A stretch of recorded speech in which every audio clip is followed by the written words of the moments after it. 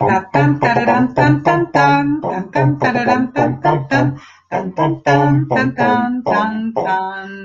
to Oregon That's Life, a program dedicated to the sanctity of life.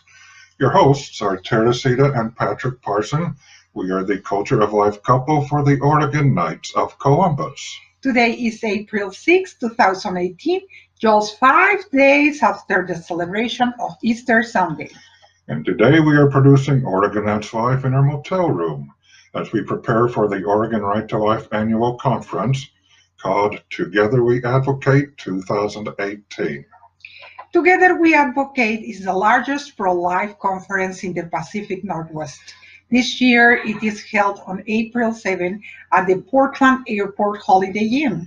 One speaker is Richard Goerfinger, retired Associate Director of Pro-Life Activities for the United States Conference of Catholic Bishops.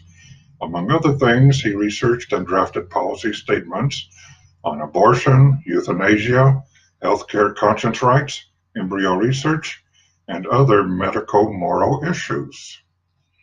Other future speakers include Star Parker, founder and president of the Center for Urban Renewal and Education, and Stephanie Gray, who was the future speaker at the Washington, D.C. March for Life conference.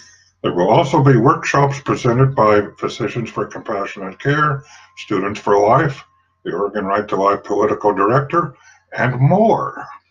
And there will be several tables with important information, including one sponsored by the Oregon Knights of Columbus. Now, who's going to get stuck with staffing that table? Don't you remember? It is us. Oops, that's right. And we will be handing out Oregon That's Life newsletters, various Prayer for Life cards, and other items. So if you would like one, hurry up to the conference, and we'll be happy to hand one out to you. But we will hand you a piece of scripture right now. Today's scriptures is Mark 16:14.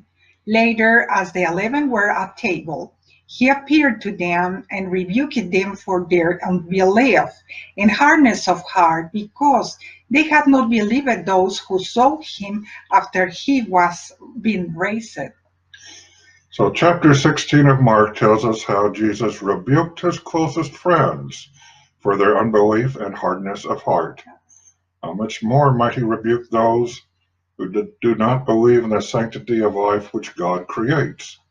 What will be his response at those who are so hard of heart as to be willing to take the life of an unborn child, or to cut short the life of someone in his twilight years? We need to pray for an increase in our faith and for God's forgiveness for everyone close to the culture of death. Life is precious, life is precious, for us all, for us all. Both aboard and on board, both aboard and on board, big and small, big and small.